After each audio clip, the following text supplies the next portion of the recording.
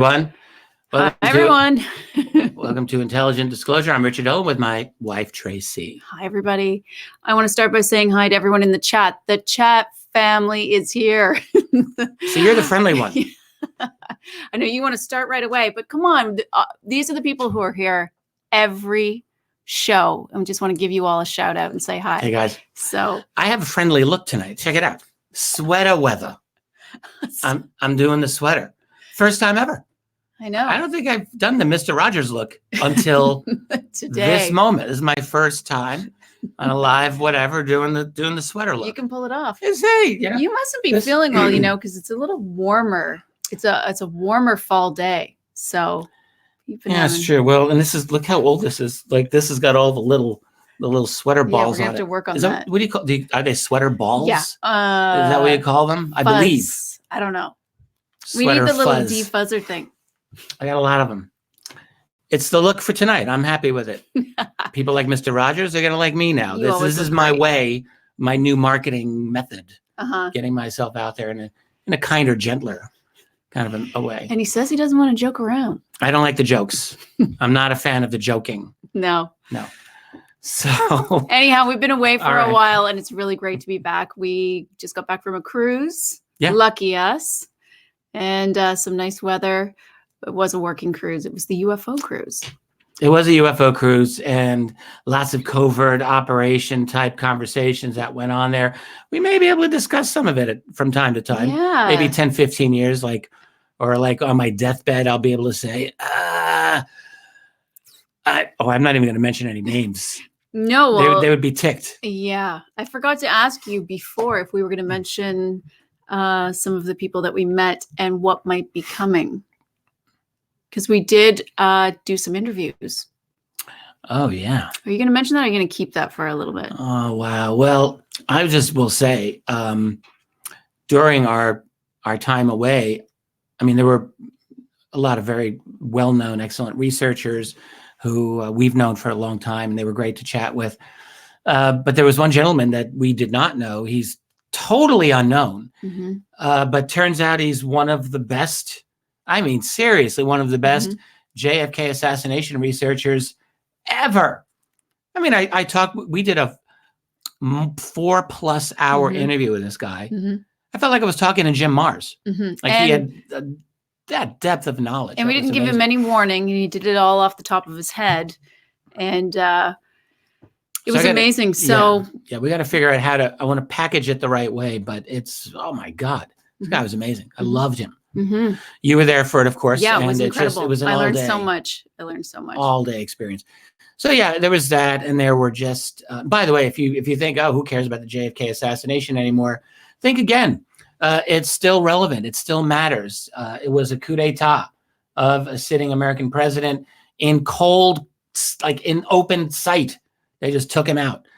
So no, it was important and it matters to this day. And this gentleman, I'll keep him as a mystery for now, but he really makes it relevant and clear and just brings it right to life. I was like, wow. We spent a whole hour just talking about Lee Harvey Oswald, just Oswald. That part to me was amazing. Yes, his strong connection with the intelligence community and just a detailed breakdown of the whole summer of 1963, which is very important. He really knew this so well. Including the whole Dr. Mary Monkey connection, if you know what I'm talking about. And then going into a breakdown of November 22nd itself. That was just amazing. And he did it all off the top of his head. He did. And there was so much more because when we were having dinner the night before, he was telling us stories of all the different people he's interviewed. Right. Like so-and-so's hairstylist and this and this and this. And the list went on. Well, Lee Harvey Oswald's girlfriend. Right. Who's, among other people. So can we say stay tuned for the JFK sessions? Well, we're going to be working on it. I've got to get that prepared. It was awesome. We had other interesting things. We did. Now we're back.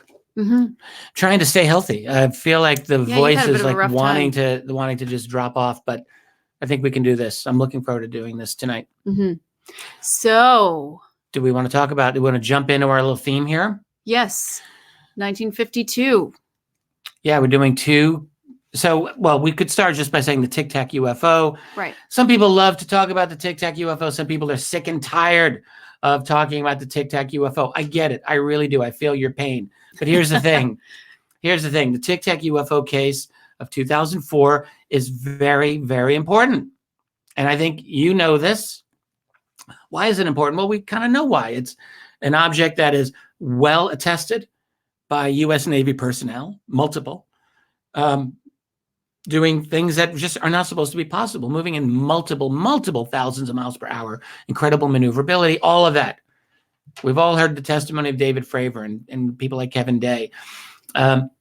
It's a really strong case and deservedly has gotten our attention. But guess what?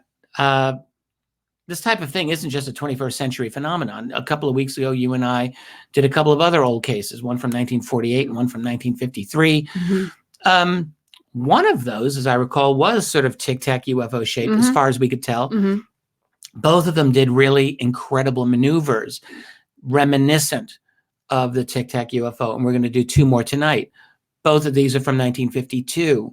And my whole reasoning for wanting to do this, I mean, some of you might think, oh, old history, it's boring, who cares? It matters.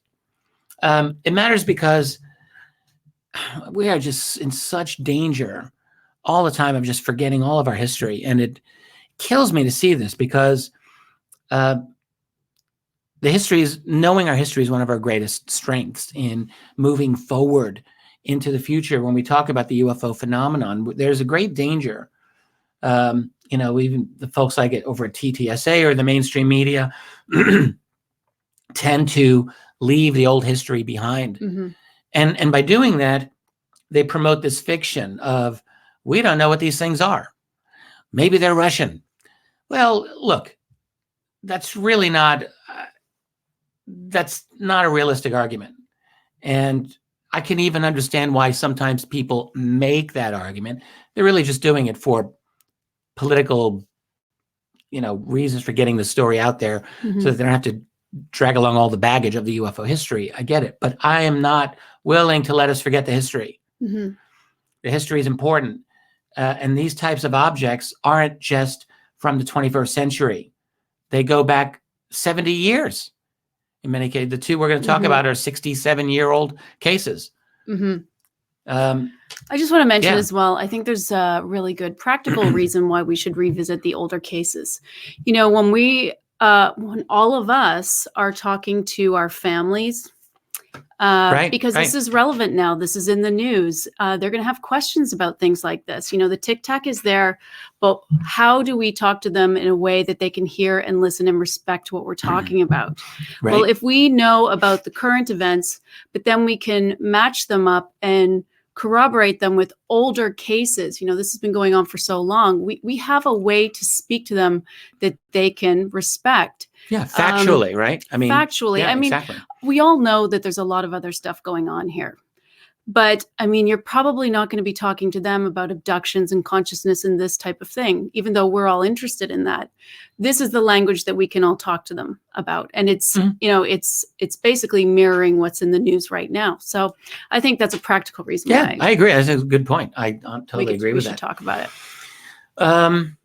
Let me show. 1952. Yeah. So let's just talk about 1952, why it is so important. Because as soon as we go back into the history, it always sort of is this ground zero, 1952. It was a monster year of UFO sightings, and we're going to do two cases. And it's true, like that was the year, if you go back on your history, read Ruppelt's book, Captain Edward Ruppelt, who wrote the Report on Unidentified Flying Objects, read some of the old books by Donald Kehoe, or just go through some old newspaper clippings. 1952 was a year that UFOs were all over the news. And within the U.S. military, UFOs were a real concern. Many of us know that for 2 weekends in a row, actually more than that, but for 2 weekends that we know of that were reported about in July of that year, mm-hmm. UFOs were seen over the Capitol in Washington, D.C., and there were jets that were scrambled to investigate. We know about that. We know that throughout the entire month of July 1952, over at Air Technical Intelligence Center at Wright-Patterson Air Force Base, that's at Air Force headquarters, Edward Ruppelt, who ran Project Blue Book, was swamped with over 500 UFO reports that month alone.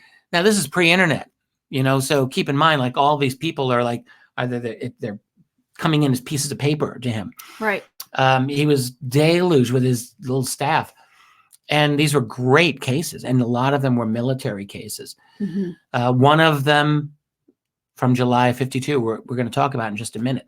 But the thing is that was a year that UFOs were ready to just bust out. Like, people on the inside they weren't sure that the cover-up was going to maintain itself. Like, there was a real chance in the minds of many people that this could just explode out into an uncontrolled mess.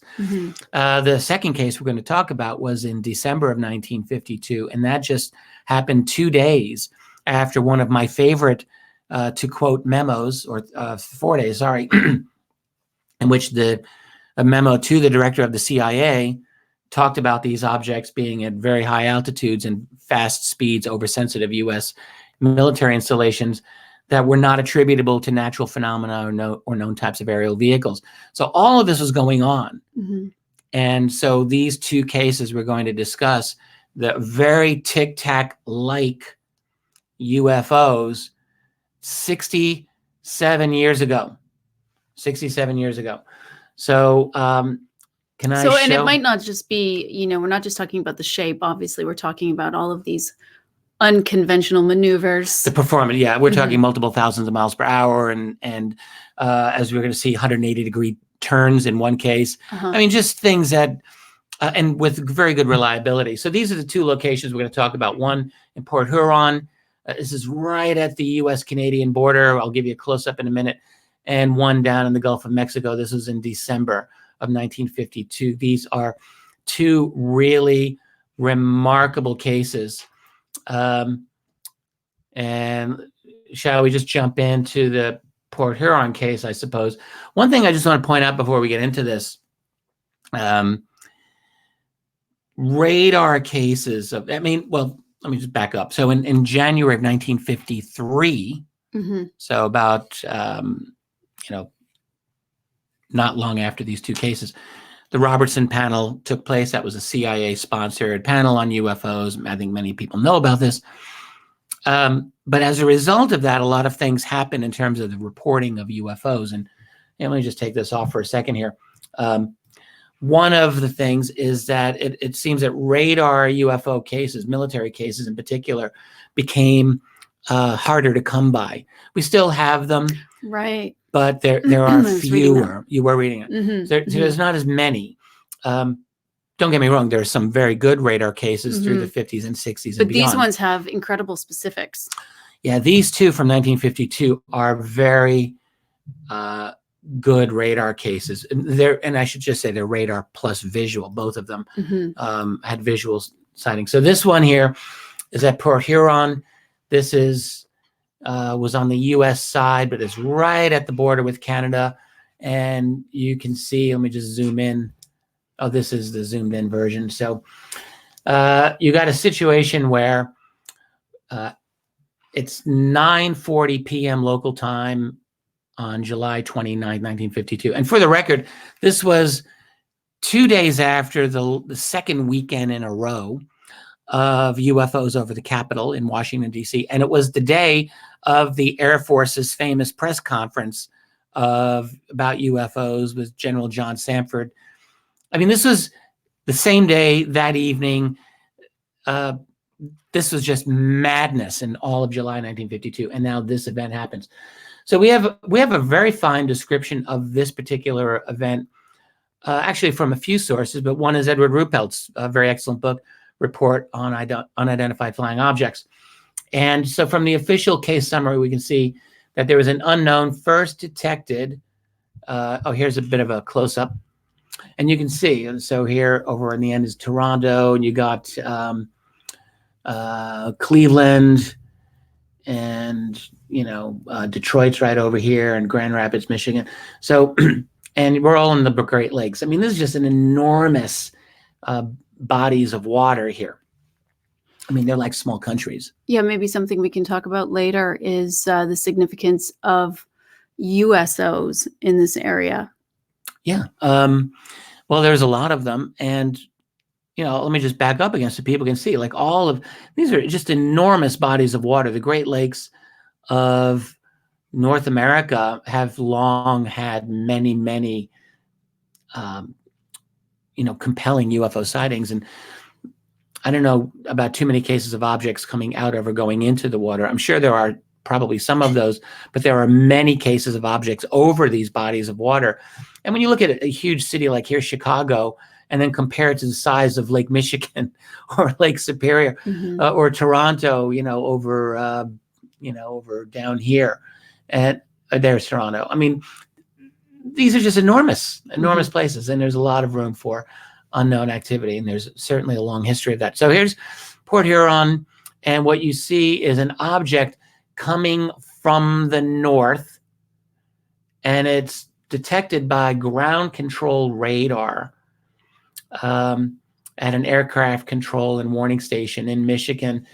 And at the time, there were 3 F-94 fighter aircraft doing intercept exercises. They were nearby at the time. So one of them, I think, do I have a picture of these aircraft? Here we go. So Lockheed F-94 Starfire. That's interesting because just, if you saw the one that we did our last show, right, the same sort of situation was going on in Rapid City. If you recall, they were having a training exercise over in another direction.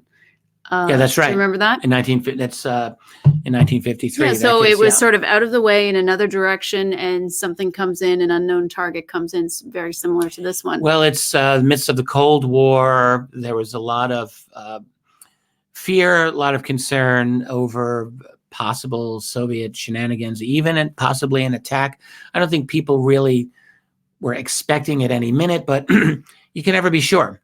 And so, yeah, the American, this is back in the days when the United States had, we talked about this, the ground control, the Ground Observer Corps, the GOC, all these spotters out there. Yeah, civilian spotters. And right. and their job was to look for enemy aircraft. So this wasn't spotted by a GOC in this case, but nonetheless, so they scrambled one of these F-94s, and you can see here that, so I looked this up on Wikipedia. Back in the 1950s, the top airspeeds of top-level aircraft kept going up all the way up during that whole decade. This is the decade where jet fighters became a new thing. And this is around the time cabins were pressurized. I think I read that somewhere. That's right, because they started being able to go to higher altitudes, and you had to pressurize the cabin. That really hit me when I read that. The time when cabins were pressurized, yet we're seeing these objects do these absolutely crazy maneuvers. Just for perspective. Compared with them, we're still in like Stone Age, it's true. So this is one of America's top defense aircraft. The F-94 is a very, very fine aircraft. And you can see the top airspeed in Wikipedia gives it at 640 miles per hour. I'm sure very seldom were they pushed to the wall to do that. These were very fine aircraft for the time. But anyway, so there's an object coming down to their position at over 600 miles per hour. So really at about the top speed of one of these F-94s. That had to get their attention. So, in fact, worldwide, there really wasn't, there were a few instances where that speed was surpassed, like Chuck Yeager had broken the sound barrier a little while before that, and I think it surpassed like 700 miles per hour. But by and large, most top-level aircraft in the world were not going any faster than this speed. This was really a top speed. So I'm going to do a couple of quotes from Ruppelt here because he's interesting here. But the thing is, they scramble this aircraft, and the ground-based radar is tracking the F-94 and the UFO at the same time. So that's important to keep in mind. And they're actually vectoring in the object. In fact, I think I've got Ruppelt's quote here. Let me just see if so here we go. Yeah. Can I just read this? Or do you want? Yeah, go ahead. So Ruppelt writes, when the F-94 was at 20,000 feet, the ground controller told the pilot to turn to the right and he would be on the target. The pilot started to bring the F-94 around, and at that instant, both he, excuse me, and the radar operator in the back seat saw that they were turning toward a large bluish white light. And this is the words of the guys in the aircraft, many times larger than a star. I would say keep that quote in mind when you are when we come up to explanations for this. So immediately after they spot this, so keep in mind, you got a radar tracking and you've got these guys now, they see it visually. They are noticing that this bright bluish white light starts to become reddish, and it starts getting smaller as if it's moving away. And at this point, the ground controller calls them and tells them that he still had them both on his radar scope, but that the target had just made a very tight 180-degree turn. So which is very difficult to do. I was looking up turned back. I was looking up aviation turns, trying to learn about them today. Yeah, right. You okay, know, what did you find out? Well, I mean, you really have to know your basics about this, but it's very difficult to make a super fast U-turn, of course. Yeah, I think, right. I mean, exactly. generally planes are going at 3 degrees and doing these slow turns, but you know, I think they can do a 2-minute turn. And like the faster you're going, the harder it is to do a tight turn. Yeah, and then there are tight turns that are at 45 degrees, but doing something like this, I couldn't get full statistics on it, but I tried in the short amount of time that I had. Right. And but they made a point in the report of saying that it was a tight 180-degree turn, which would be very difficult. So yeah, we don't really know how tight, except that in like the way Ruppelt described it, he says this is a problem because the turn was too tight for any jet. Right. But the speed was the speed, like only a jet could achieve that speed. So that's the problem. So this is something that didn't fit any kind of. Now, the thing is, the speed of this object wasn't outrageously beyond, like, you know, 600 plus, not at first, right? So the target is going back north now, and the F-94 pilot, he's going full throttle here. He's chasing this, and this goes on for like, I think 20 minutes. 20 minutes, 100 miles at his speed. Right. And at this point, the radar operator in the back seat of the F-94 also gets a very good radar lock on. In fact, I want to pull this up here once again and read this quote. This is going to come back as well. Radar operator, this is after the fact, he said, this was just as solid a lock-on as you get from a B-36. Now, it's a long time since the B-36 has been retired from service, but I want people to get an idea of the size of a B-36. There's a B-36, all right? There's all the little people, and here's the B-36. It's a massive aircraft. The wingspan itself is more than 2/3 of an NFL football field, all right? The wingspan is 230 feet. This is just an enormous object, and the radar operator is saying that the return that he was getting was, well, comparable to that you would get on a B-36. So that's kind of an amazing thing. So they had the lock-on, according to Ruppelt, for about 30 seconds, and then just as ground control is telling them, yeah, I can get this off here, just as ground control is telling them that that they're closing in on this object, the light of this unknown object becomes very bright, and it just pulls away. At some point, well, I guess I'll just pull up Ruppelt's quote here because it hits a really amazing speed. So this is Ruppelt's quote. For 30 seconds, they had the lock on, and then they pulled away. That's Ruppelt. So here's the thing. The ground controller is asking the guys in the F-94 if they still have the lock on, because on the scope that he had, the distance between the two of the blips had basically doubled in one sweep of his antenna, which indicated that this unknown target had almost doubled its speed in a matter of just seconds. So they followed for about 10 minutes.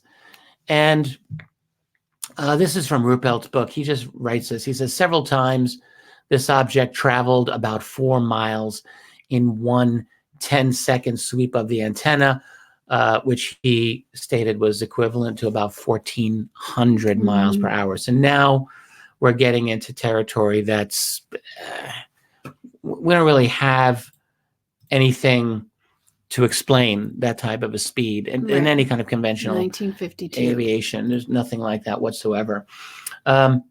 So we're getting toward the end here. So this goes on for about 20 minutes, roughly, while they're traveling north. These guys are trying to chase this thing down. It's basically like a cat and mouse type of a thing. They get close enough, pulls away. Which was a theme we were talking about in the last show as well, in the last couple of cases. This sort of cat and mouse, this chasing. You got to wonder, what is this whole deal with the cat and mouse? Right. I saw someone ask that in the questions last time. Stephen Padilla, I think, asked, what's up with the cat and mouse? Well, I mean, obviously we don't know, but we could speculate. Do these aliens have some attitude? Are they just really just trying to shove this in our face? Or is this, in some cases, maybe it's a deeply black budget, classified breakaway type of a project? Maybe you can. If it was black budget, I just have to ask, why would they come and sort of tease? That's the thing. The Air Force. They're coming, exactly. And we're why would you come to the mousetrap, sort of? Why would you? I agree completely with what you're getting at here. And we'll see in the Gulf of Mexico case, it's actually arguably even more dramatic. But in this case, you have this object coming right in to the border, right? Yeah. And of course, they're going to vector in a fighter that they've got in the area, and they're going to check it out. Yeah, it's provocative. It seems to me. It's like snooping around. And when you think about the Tic Tac case of 2004, those objects, you know, what was happening there? You have the U.S. Navy doing battle group exercises. Yeah, they were doing training programs, right? And these objects are just hanging out. They're not being violent. They're not being physically aggressive, but they are being acting in a way that, like, if you're a military group and you're doing exercise, you want to know who this is snooping around. Like, that's a serious concern. Well, not only that, but I think I mentioned this last time, but I'm pretty sure when we were with Kevin Day, he told us that would also be illegal. Yes, absolutely. Absolutely. Kevin Day. I mean, that's really important. Right. So here you have something back in 1952, 67 years ago, highly provocative. Boom, here it goes. So, yeah. Yeah, I just wanted to ask as well, since, you know, these are all happening at Air Force bases. Was there something significant about this one? You know, were there nuclear weapons? I don't think so. I'm not sure about, I mean, the U.S. was developing at this particular time. 1952 was the year that the U.S. was developing the hydrogen bomb. So the nuclear element of America's arsenal went way, way, way up to another level in 1952. And it's really worth keeping in mind. Yeah, right? Why was 1952 such a big year with UFOs? America went from the atomic bomb to the hydrogen bomb. And just to appreciate that, we're talking many orders of magnitude, right? You know, beyond what, I mean, we think of the atomic bomb that devastated those two cities in Japan in World War II, and they were horrific in devastation, and they were tiny. This is an amazing thing to say, compared with just 5 years later with the development of a hydrogen, what they called a thermonuclear bomb, and that this was the year. So there were definitely nuclear facilities throughout that part of the United States. And actually, it's a really good question to ask. How close were there nukes in this case? That's a great question. And also in terms of snooping, what would be the motivation for a black ops military group that's so far ahead to come back and look at the older tech? And where are they coming from? They're coming from Canada. Do we have to worry about you people now? You don't have to worry about us, because I'll tell you, we've never had the budget like you guys. No, that's right. That's absolutely true. I'm pretty sure your capabilities are I don't think beyond this was a lot of ours. Canadians. I don't think we're up to something here. In our toques. So this is this is pretty much the end of the chase. The F-94 started running out of fuel. Remember, they were already out doing exercises previously. Right. So 20 minutes in, he's got to turn back, and the object just at the very end seemed to have slowed down. That's right. The radar showed that it slowed down before they lost it. About 200, 300 miles per hour. So once the chase was off, that was it. So let's debunkers. So yeah, here's let me just bring in. We've got this guy, Donald Menzel. That's the younger picture of Menzel. I thought I would bring in a younger, fresher version of Menzel. I mean, if you're not familiar who this man was, he was an astronomer at Harvard University for many, many years. A very, very prominent, world-renowned astronomer. Also, this was not known till long after Menzel died. A high-level consultant with the National Security Agency, the NSA. No one, not even Menzel's wife, seems to have known this about him. Stanton Friedman, the late Stanton Friedman, found this out in Menzel's archives, his records. But anyway, so Menzel wrote about this. And do you want to? Yeah, well, this is what he said. Radar tracks were phantom returns caused by weather conditions. Yeah. And as we saw earlier, one of the radar operators who said that the radar return was super solid. Right. Oh, yeah. Well, right. Okay. Menzel just throws that out. Okay. He says they saw a star, a very bright star. Right. Called Capella. Capella, which is a very bright star. You know, that's what the and it was low in the sky. Star in the northern hemisphere. Yeah. But still, I don't know any stars that can make giant U-turns. Well, U-turn. Yeah, Ruppelt actually had some really good things to say about this. Let me just pull this up, if I may. He's just. We were talking about this. Did you want to get this or? Go ahead. So Ruppelt just says that he says the chances of weather targets making a 180-degree turn, just as an airplane turns into it, giving a radar lock on, then changing speed to stay just out of range of the airplane's radar, and then slowing down when the airplane leaves is as close to nil as you can get. I think that about says it. Right. I mean, weather phenomenon is one thing. And then, right, as you were just mentioning, the lock-on that the radar had, he said is compared to a B-36 bomber. Which was what we showed earlier. That was huge. Super solid, a super strong radar return. It was like with radar caused by weather, you will get sort of, I mean, radar operators always say this, the return isn't super sharp. It's not as well defined. It can be cloudy. But this wasn't the case in this case. No, this was not the case. And they are very, very familiar with this. So Ruppelt had a lot of very interesting things to say about this. He ruled out balloon. He ruled out meteorite. His word was obviously. It's obviously not a balloon. It's obviously not a meteorite. He gets into the weather, which we just talked about. And I think what I really like about this is how he describes how people reacted within the Air Force to this, the people that he knew. And this is what he says. Let me pull this up here. A lot of people I knew were absolutely convinced this report was the key, the final proof. Even if all of the thousands of other UFO reports could be discarded on a technicality, this one couldn't be. He says these people believed that this report in itself was proof enough to officially accept the fact that UFOs were interplanetary spaceships. And when some people refused to believe even this report, he writes, the frustration was actually pitiful to see.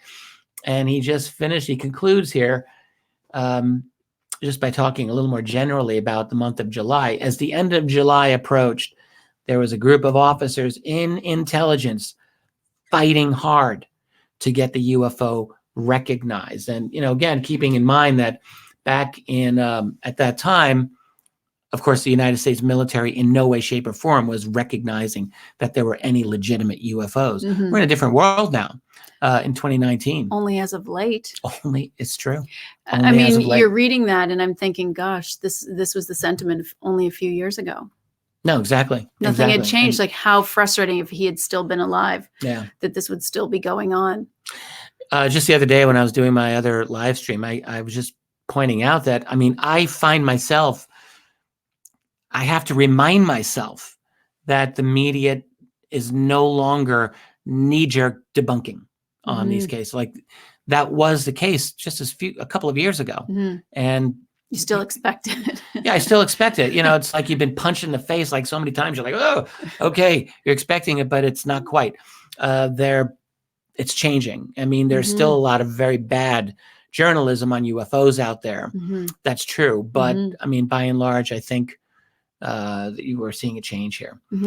So I don't know what else we want to say about this. I think I had one other little statement about it. I just want to point out, kind of like a little bullet points. Can I just bring this up here? Yeah, please. So basically, this is a quick little summary of this case. You have an object tracked up to 1,400 miles per hour, which is way, way, way beyond the top speed of anything that was flying back at that time.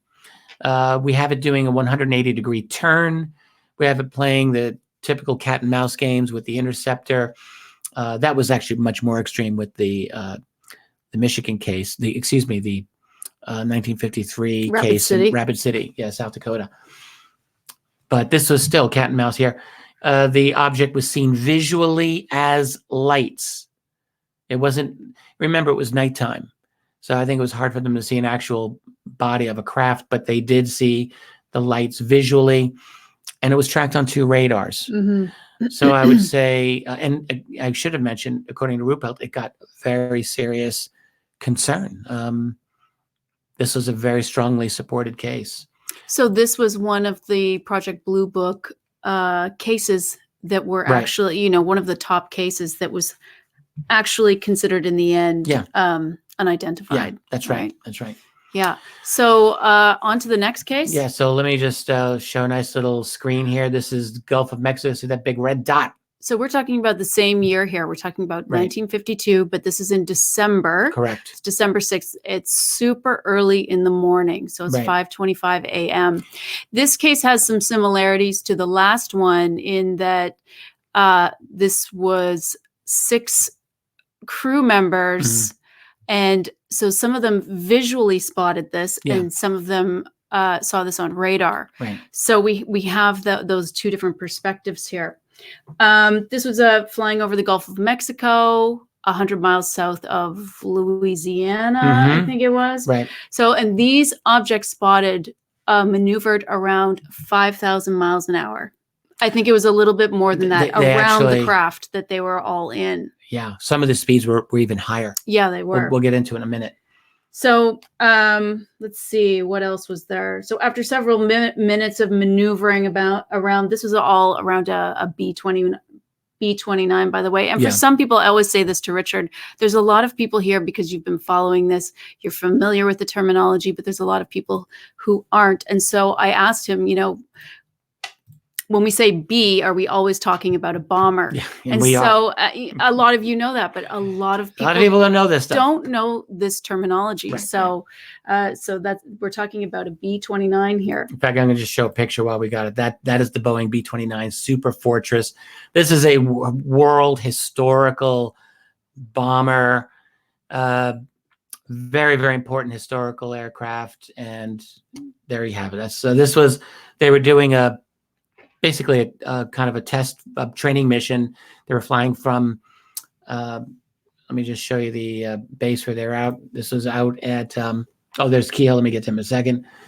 From Randolph Air Force Base, that's right. So, and they were flying to Florida and then back. So they're going from here all the way to Florida and then back, and on their way back right here is where this event occurred. Right.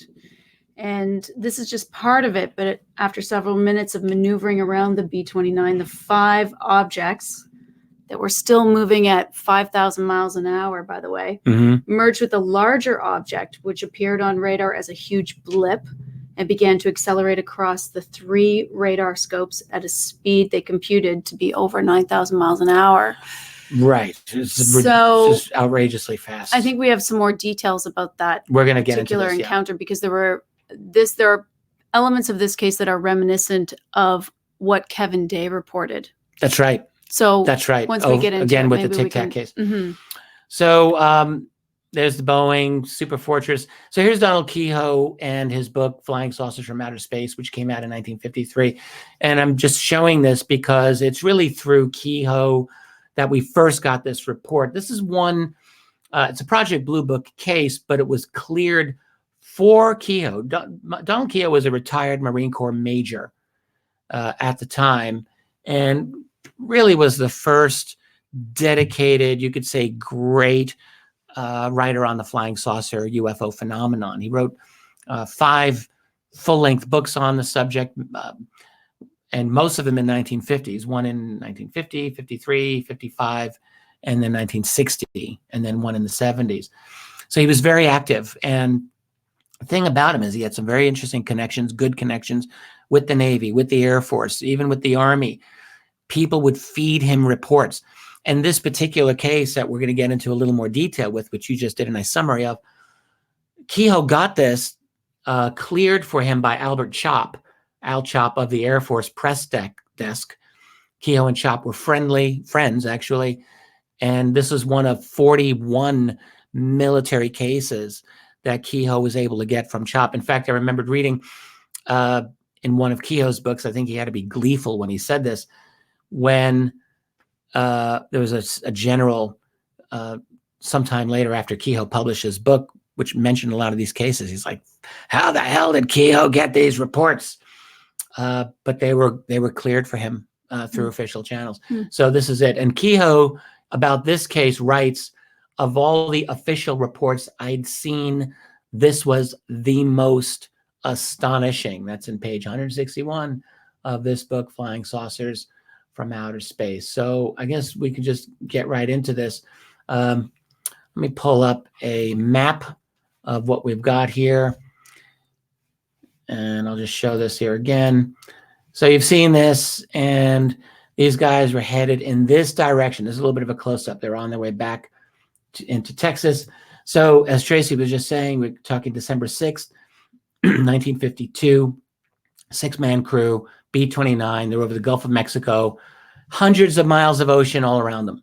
Okay, and it's just before sunrise, so it's still dark. And the pilot decides he wants to turn on the radar scopes just to help get bearings, find out where the land is and so forth, just to check everything. So it's I think it's 5:24 in the morning. Within a minute, they track something. And so let me just jump right to it. Here we go. It's 5:24 a.m. They're 190 miles from Galveston, Texas, 100 miles south of Louisiana coast. A lot of this is off of Kehoe's description and also the Blue Book files. So they turn on the radar set and they see a blip of some kind of unknown object. It's actually objects, but initially it's one. And this thing is moving fast to their position. And it's coming in from southeast, or actually they describe east, southeast. So I try to figure it out roughly this type of an angle, and it seemed to be coming. And by the way, this is a pretty exact location. I did my own attempt to measure out all the distances that everyone said, 100 miles south of Louisiana and 190 miles from Galveston. And that the tip of the red arrow is about where they were. So, so here's the thing. So they see the blip of this unknown object appearing at one edge of the screen, and the sweep of the radar makes its next turn, its next revolution, and they are very surprised. They see that this target had moved 13 miles, which is very, very fast, super fast. And then another blip comes onto the scope and is streaking toward the B-29. And they're actually worried that there's going to be a head-on collision. But then it just veers away somehow. One of the crew members uses his stopwatch and he's yelling, everyone get over here, let's take a look. And I want to read some of the statements here. This is from First Lieutenant Norman Karras. And he says, this is a statement. I have a few things by him. On December 6, 1952, while flying over the Gulf of Mexico towards Galveston, Texas, the flight engineer finished transferring fuel, and I then turned on my radar set. I noticed an unidentified object approaching our aircraft at a terrific rate of speed. I timed it as best I could with my stopwatch over a known distance, and the instructor flight engineer computed the speed as 5,240 miles per hour. He has a few other statements here. I want to just read these. I alerted the entire crew to look for the object visually, and some flashes of light were noticed. And, keep in mind, I mean, this thing is moving at 5,000 plus miles per hour. It's going to be very hard to see anything of course. in any kind of detail. The closest the objects came were approximately 20 miles. I saw about 20 objects in all, sometimes as much as 2 and 3 on the scope at one time. I recalibrated the set, and there was no change. That also reminds me of Kevin Day's testimony. Absolutely. Where he's looking at the radar. There were multiple targets coming on screen, and they went ahead and recalibrated. Yeah, because their thought was, our equipment might be faulty. Yeah, although they had, the very state-of-the-art radar equipment. They did recalibrate it, and everything came back clearer. More clear. Right. Yeah, exactly. And so you've got the same thing. This is 67 years ago, half a century before the Nimitz encounter, and still you've got this same old. So I'm just going to read a little more here because this is just the statement's fascinating. This is still First Lieutenant Karras. He says the object was small and possibly round. He's going off of the radar returns here, with the exception of one very large return. I also noticed a large return come up within 40 miles of our tail from behind and then disappeared. To the best of my knowledge, I believe that this object was real and moved at an extremely high speed and was not a set of malfunction or optical illusion. And there's another First Lieutenant, William Nauman, and he just made another statement. He says contact was broken off at 05:35. So that's like a 10-minute encounter. This went on because it started at 5:25. After a group of the blips merged into a 1/2 inch curved arc about 30 miles away. So this is very consistent with the other First Lieutenant. And proceeded across the scope and off it at a computed speed of over 9,000 miles per hour. And you just think, good grief. I'll just mention, 9,000 miles per hour. This is actually mentioned. There's an FBI memo from 1949, and they're working off of military reports that they had learned about. And that speed, 9,000 miles per hour, came up in that memo from 1949. And there were speeds that were even calculated at even faster than that, much faster. So basically here you've got, small round targets, except for one, which was larger. And I guess I have a couple of notes here. You know this case pretty well too. I don't want to just stop you from describing it. They merge into this large target as far as they could tell. And the large object they described as a vertical sphere, which, in my mind reminds me of the movie Arrival. That's just my sci-fi brain going there. But that's kind of how they described it, actually. Yeah. So, which is unusual. Again, another different shape of craft we're talking about. Yeah, and they actually got these in a series of encounters on their radar. So like every minute they were getting more. They were getting them in small groups. They weren't groups, they weren't one by one. They were coming in little bursts. Right. And 1 to 3, typically at like over 5,000 plus miles per hour consistently. I don't think there were any that were of some slow speed. No. I don't think they had any of that. And it was really interesting when this giant object came on and they seemed to merge with it as far as the radar was concerned. Yeah. So, and in fact, I'll just mention here because, it's such an outrageous speed, but this is what they were calculating. So you've got these initial targets, about 4 small blips in a group. They approach this large object, and they, according to the speeds at this point, these were in excess of 22,000 miles per hour at one point where they were traveling. Although they only passed the B-29 at a speed of just over 5,000. So they apparently slowed down for the, I mean, I don't know how else you can describe it. These things are going at incredible speeds. So yeah, I mean, I don't think I have any more slides here. This is, so again, if your mind goes to something black ops that's, you know, futuristic, that's ours, you got to ask yourself, why is it coming so close to this? What would be the motivation for that, to go and mess with these guys, to be around this craft? I just can't imagine why they would do that. And if it was something foreign, again, why would they do that if they weren't? Who could possibly do it if it's for? I mean, not the Soviets. You have to keep in mind, like, this is coming in from the east, southeast. It's coming in from toward the U.S. mainland. If you have a foreign power, they're hugging the U.S. coast. Like, what? Doing that. By the way, James Mcdonald took this case on a number of years later. You just got to look at it. And James Mcdonald, of course, was an atmospheric physicist, vastly more qualified than Donald Menzel ever was, actually, to analyze UFO cases. Why? Because where did this case occur? It didn't occur in space. It occurred in the atmosphere. And that's Mcdonald's. That was his area What did he of study. say about it? So he just said, he ruled out, he said, no meteor explanations could fit these visual sightings.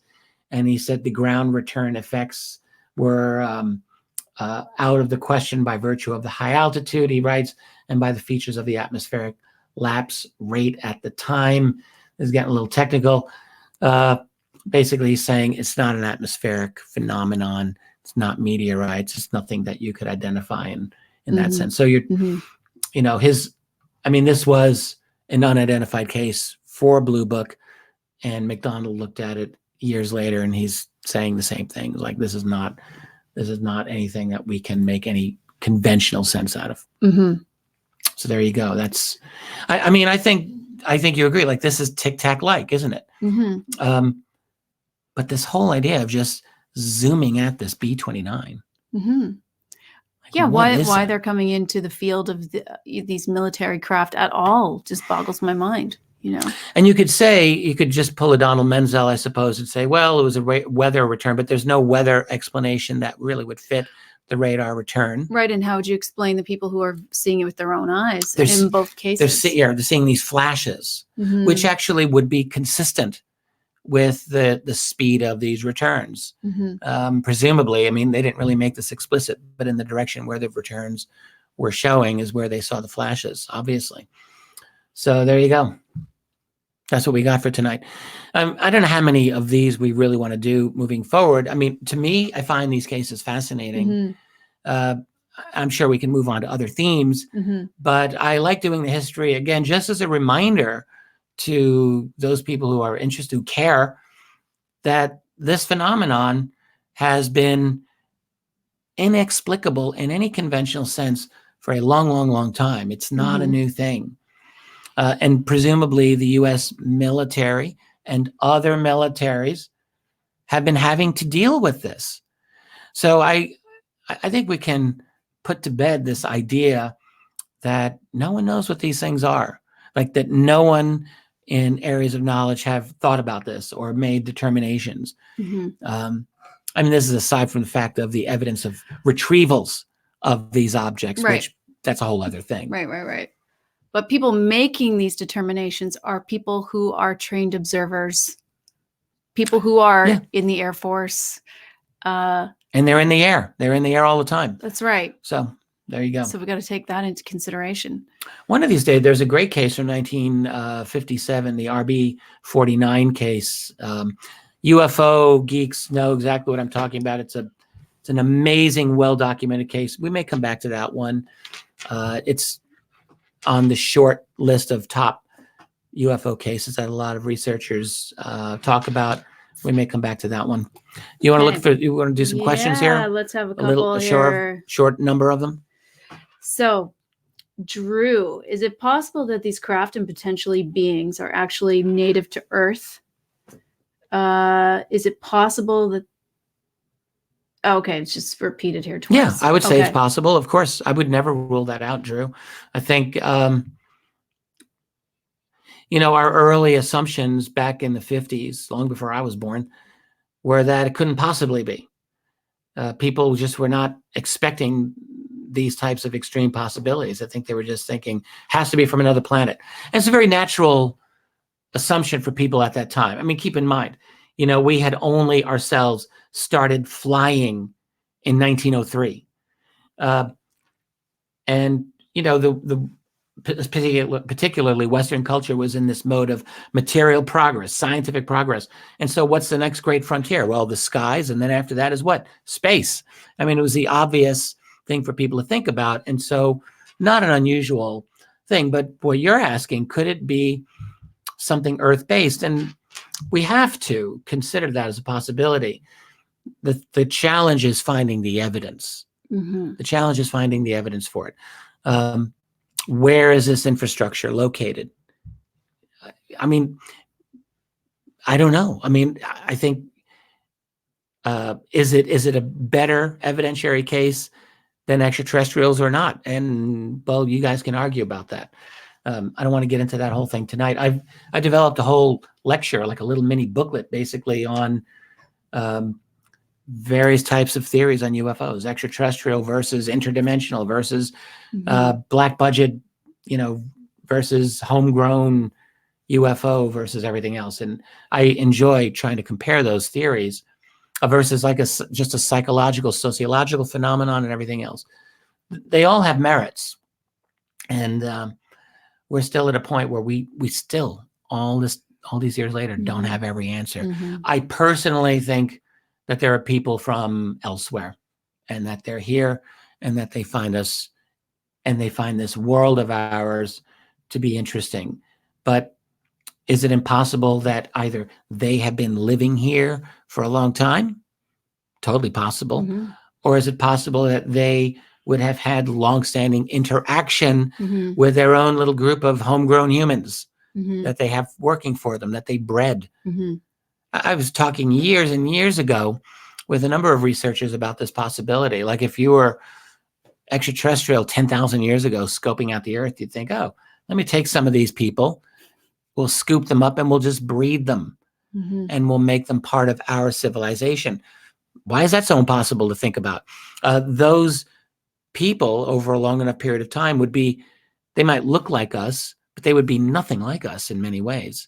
Right. They would have very next to nothing in common with us. Why is that such an impossible thing? I mean, it's just pure speculation, but so there's a lot of ways to look at this. And you got to wonder with a lot of these USOs. I know whenever I start, digging in and listening to those stories, it makes me think, how long have they been here? If we wanted to go there and say they're here, how long have they been here? How long could they have been here? And what might be down there? We should do a program on that. I'd like to. There haven't been too many researchers who've really thrown themselves into USOs. Back in the earlier years, it was Ivan T. Sanderson who wrote a classic book on underwater UFOs or USOs back around 1970. A beautifully written book. Ivan Sanderson was a really good writer. And it's got great information. And then actually more recently, a fellow that I met once or twice, a good guy named Carl Feind. And he has a website called Underwater UFO. And I think Carl's still doing this, but it might be worthwhile to hunt him down. That'd be really great to do an interview with him, because someone was just saying here, and I agree, how many of these UFOs, what percentage is coming out of the water? And that's a great question. We don't know. It would be hard to ever say, because I'm sure people just randomly catch them. Sanderson starts his book off from 1970. It's called Invisible Residents. Awesome title, too. He starts it off with an account that he learned of way down in the southern hemisphere near the Antarctic ice. And I think it was a Chilean vessel witnessed this object come through the ice from under the water, blasting blocks of ice all over the place. as it came through the ice. And he starts his book off with that. It's like, wow. Wow. Yeah, Sanderson was I take his work very seriously. I think he was a very fine researcher. Mm-hmm. I see Kirsten wrote Debbie Ziegelmeyer with MUFON studies USOs. Yes, she does. Yes, she does. Oh, right. Someone asked, what does USO stand for? Oh, thanks for asking. We do that sometimes, so definitely ask. Unidentified submersible object, or sometimes unknown submersible object, but submersible is the key there. Okay, here's a good question. This is from Aether. Hey, Aether. Is there a history of UFO sightings around Port Huron during the time of the First Nations people in America and Canada? How long do the sightings go back? Wow, what a great question. I've often wondered about this. Here's the thing. Here's the thing. When you go back to that part of the world prior to 1850, say, so prior to the advent of like settled white communities there, European communities there, you've got the native tribes there, and the Huron tribe was one, the Huron nation, I should say, and there were others as well in that region. And I've often wondered if you were a member of those nations, right, prior to 1850 or prior to 1800, and you see a UFO. So what happens with that? They weren't writing these things down. No, they were oral traditions. They were totally oral tradition. Mm-hmm. And so that's what you have around much of the world, are these oral traditions. I mean, this is where, the majority of human beings did not have writing, even up until the year 1900. The majority did not. It's different now, of course, but for most of our history, and that goes with the First Nation or Native American groups, like they weren't writing these things down. They were making artwork and they were telling stories. Mm-hmm. So, what would be really interesting is for scholars of those communities, they probably already done this. I'm just ignorant of it, but they've collect these types of stories and these oral traditions. The fact is, that's all we've got. And it gets tricky because we're now well into the 21st century. When you're talking about long-lasting oral traditions, like how reliable, it's really, but there should be good scholarship that should be able to, maybe people in the 19th century were writing down some of the oral traditions. Mm-hmm. And that's what you really want to look for. Mm-hmm. Todd Elwood, we see them here in Erie, Pennsylvania, dive down into Lake Erie. Erie, Pennsylvania? Yeah, reports from boaters seeing them underwater as well. Hey, man, we go out there every now and then. Got some people in Erie, Pennsylvania. Let's just leave it at that. Maybe. So, yes, Erie's got activity. Absolutely. Absolutely. Maybe Richard can address the theory that the Tic Tac and other TTSA vids are of advanced U.S. drones. I would like to, one of these, maybe next week, we should address the whole idea of the U.S. Navy patents, the advanced patents that they released some information about recently. I'll just say very briefly, there's not a lot of specific scientific information in those patents, but it is worth addressing. Having said that, the real question is, could the Tic Tac of 2004 be an advanced drone? So keep a couple of things in mind here. Pardon me. 2004 is now 15 years ago. It's actually, it's not ancient history, but it's not yesterday either. Mm-hmm. We talk about drones a lot now. In 2004, very few people were talking about drones. Not that they didn't exist, but how advanced were they? You've got two ways to look at it. You've got official U.S. Pentagon authorized aircraft and technology, mm-hmm. and then you got black budget. So when we talk about, first of all, with the official stuff, I don't think anything that mm-hmm. we have on the records officially could remotely touch what the Tic Tac did. Mm-hmm. Now, unofficially, okay, well, we've got all kinds of stories out there. Lots of you guys are as familiar with them as I am. From the ARV story of 1988, that allegedly was seen by a man named Brad Sorensen, and it came to us through Mark McCandlish. It's a very well-known story. It it's got believers and it's got skeptics. I was just talking off the record to someone who was a bit skeptical of that story just yesterday. But I think it's totally possible. I think, in fact, it's probably likely that we've made breakthroughs. I think we've made breakthroughs probably a long time ago. I think 1950s and 60s. And I think we made a different series of breakthroughs as the decades have gone by. So I guess I would just say a long answer to this. In theory, I guess I would say it's possible. But then we're looking at, there's still a lot of unanswered questions here. What's this black budget thing doing, screwing around with the Nimitz and the Princeton and those guys in the Pacific? Like, what is that? Is anything about that logical? Right. How do you answer the question why? It doesn't make any sense to anyone. And then if you want to accept that, then let's rewind the clock another 50 plus years and talk about some of the cases that we've just talked about, or many, many other cases from the 1940s and 50s. Are we to explain those as advanced drones? Like, I think this is why I want to talk about these old cases, because there's this tendency to isolate the Tic Tac case from the historical context. And I just don't like doing that. I don't think it's justified. I don't think it's intellectually honest. I think, like, you've got to look at the long history, because these earlier objects were equally well documented, equally well witnessed by equally smart people. I'm going to sneeze. All right. Okay, no, I'm fine. Okay. Did I just get you thinking? No, I was going to sneeze. Oh, you're going to sneeze. I'm good. Been there. No, it happens. I feel your pain. Goes away. So I don't like isolating the Tic Tac case from the whole history of earlier UFO sightings. And that's why I like doing this, what we just did tonight. Right. Pyramid 7 says that Navy vid was determined to be just another jet on an infrared camera. Please, why are you talking about the gimbal? Come on, man. That must be somebody's opinion, because that is not the official word.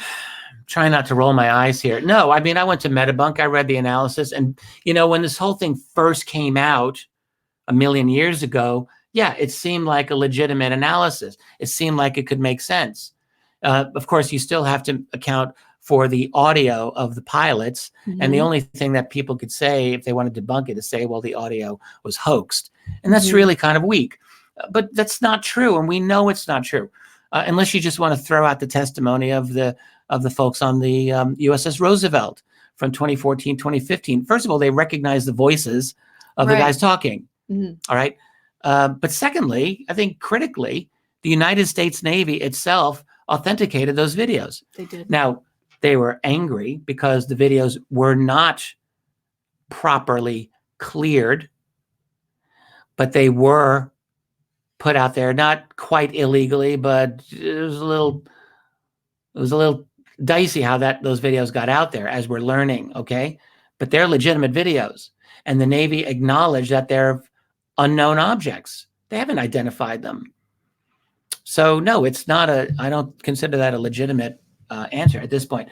A year and a half ago, even 6 months ago, you could have made this case, but not, in my view, unless you really think you're smarter than the Navy's analysis, or you're just like, I mean, the arrogance of some people. I'm not saying you, whoever wrote this, but there's people out there, they think they just know better than everyone else. And like, they're like, no, the Navy doesn't know what they're talking about.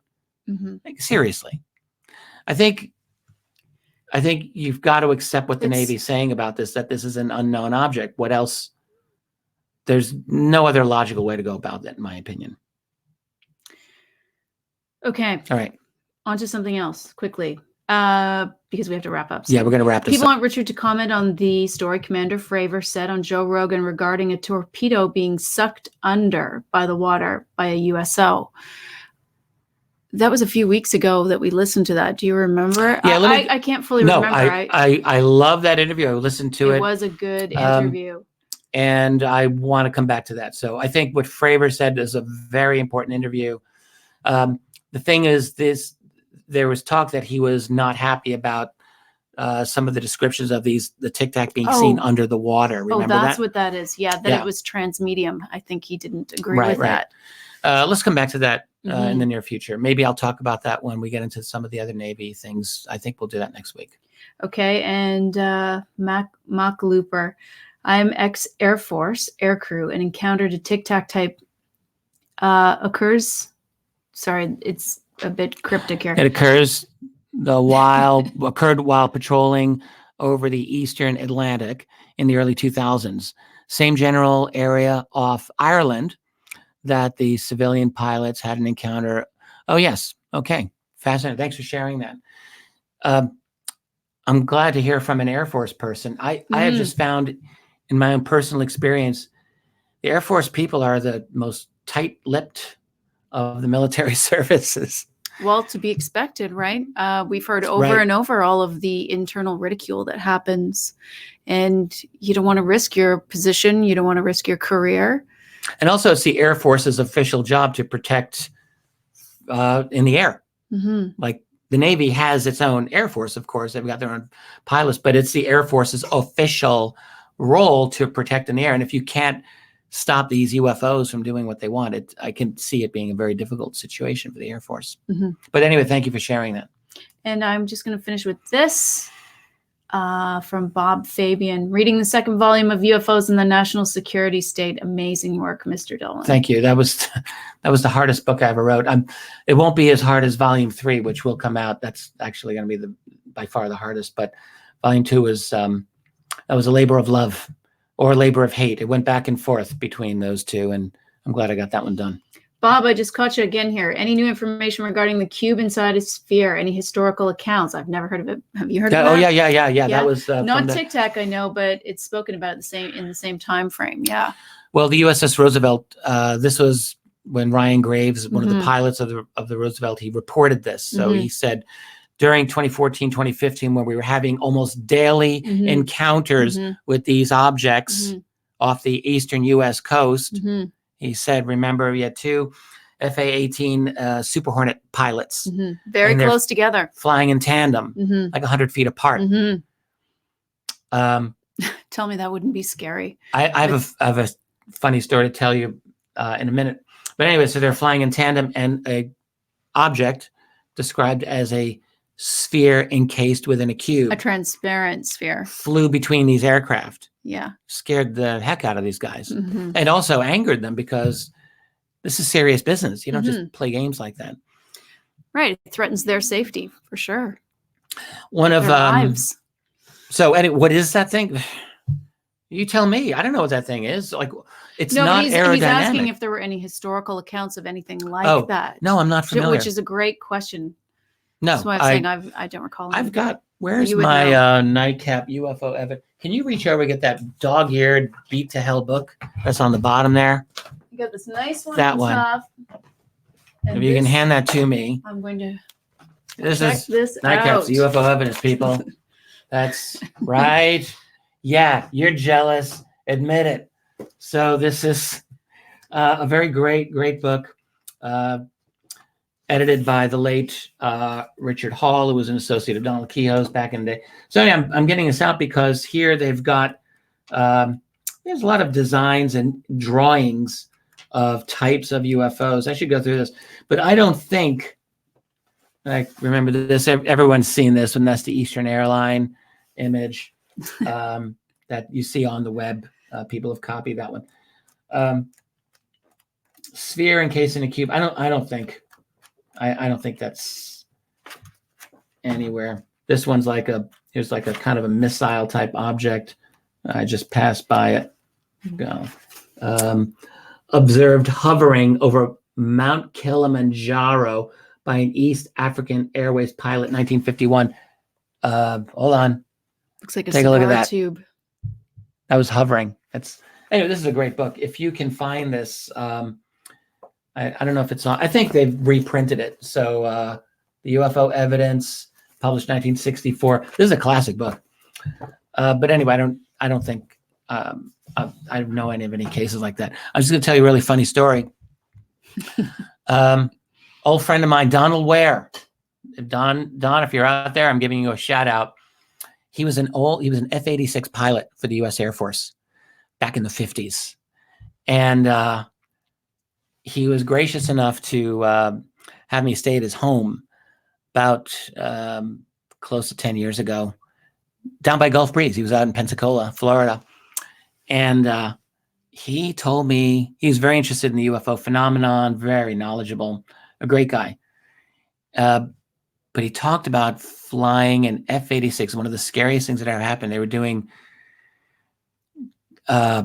training exercises, and I don't know if he was goofing around. I don't know if he was hot dogging it, but he was right next to another aircraft, an F-86, and they almost had a collision. They did. Their wings touched. Oh my God. And he went into a dive, like temporarily, and was able to pull out.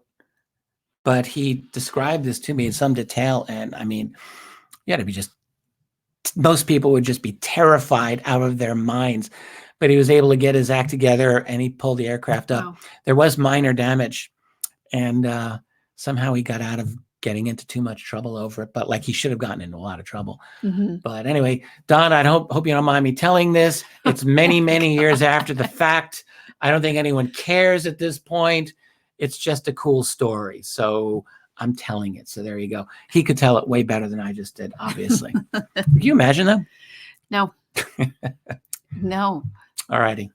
I think about Ryan Graves' story, and I think about how terrifying that would be. Yeah, yeah, absolutely. So yeah, touching wings, no. Well, I think we're probably wrapping it up. What do you say? I think so. We've kept you guys for an hour and 15 minutes. Just want to say hi again to the chat family. Absolutely. I see so many people that we see here all the time. Just want to say hi, recognize you all, and hi to all the new people. And yes, our AMA. Yes. Okay. I have noticed also there are a lot of members of our site here. And we have a live AMA, Ask Me Anything, this Thursday. This is for original members. So if you're a member of our site, we're doing a live AMA. Yeah, we just want to announce it. Yeah, Thursday at 5 p.m. Eastern. And it's usually 2 hours. So we have that. Go to the site. You get the link. You're in. And if you missed it, what did you just do your show on Saturday that just passed? It was actually, really great show. I did it on Sunday. Oh, yeah, you did do it on Sunday. That's right. It was a different day. I was a little under the weather Saturday, if you want to know the truth, but I did it Sunday, and it was on TTSA and the Army. Mm-hmm. That's a big, big story these days. People have all their opinions about it. I noticed much of the UFO community is just like they get high blood pressure every time they get a new story about TTSA. As I said, on Sunday, I have no skin in the game one way or the other. Like I'm not part of them. I just observe. And the fact that, what is their agenda? I love hearing everyone who's got their theory on what the agenda is. Like they know for a fact what the agenda is. For my part, I'm just sitting here amazed that we've gone for 2 years now, and the UFO subject has completely blown up in the public realm. I mean, in a way that no one could have ever expected this. Mm-hmm. I would never have predicted. I was just listening. I don't usually like listening to old interviews of mine, but on our YouTube, I saw this, like my thing came up, and this is from like 3 years ago. And I was like, oh, what do I have to say 3 years ago? And one of the things I said is I'm not expecting any movement on this issue for a long time. And boy, was I surprised. Right. Like I wasn't expecting movement on this issue. And no one was. And where we are now, long without any movement. My God. It's a different era. Now, we're not done. Like we have a long, long way to go here.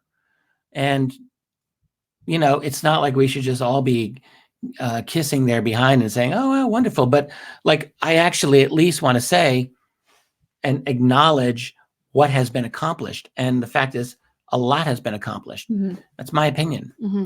You want to disagree? Right below. I want to hear your comments.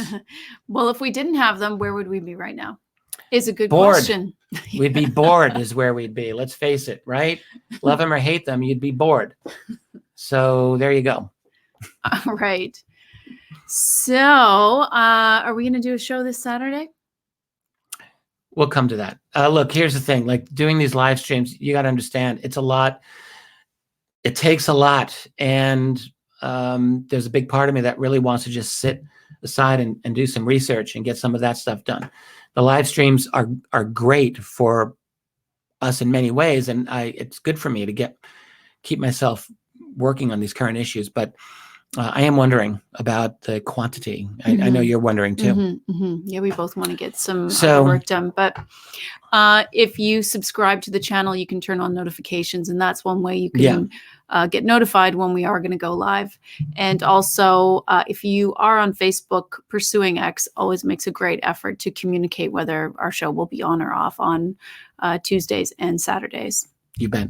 Yeah. So we also have a free newsletter. It is gigantic. I'm just going to tell you, it's gigantic. But we try to make sure that we cover off for everyone, people who are members of our site and people who are not. There's lots of free content that we're releasing to the public all the time. We put that at the top of the newsletter. That last one was just ridiculously big. I know. We were away for 2 weeks, and we were so worried that we weren't producing enough content, free and for the members of our site. And it was huge. We had so much. But we're always concerned that we're giving you enough. And so we do our best. But if you want to know what's going on, the newsletter is a good way to go. It's totally free. So you can go to Richard Dolan Press or Richard Dolan Members. There's an easy way. Just click and you're in. It's free. Now just to clarify for some people, signing up for the newsletter is not signing up for the Richard Dolan Members site. That's a little bit different. So obviously, yeah. But the newsletter is a good way for you to see what we're doing, and if that's something you'd want to consider. But please, we do a lot of stuff publicly, and you don't have to become a member. So, all right. I think we're good. Hope you guys enjoy this. It was wonderful having you all here. Hi to everyone who's still here in the chat family. I'm glad we got to do some questions tonight. Yeah, that was great. All right. Let's keep a stiff upper lip. That's what they say in the UK. Don't let the bastards get you down. That's what they say in the US. We're all in this together. And we're all in this together. That's what Tracey likes to say. We're all in this together. So we are. Keep fighting the good fight. I guess we'll catch you next time. Good night, everyone. Later. Bye.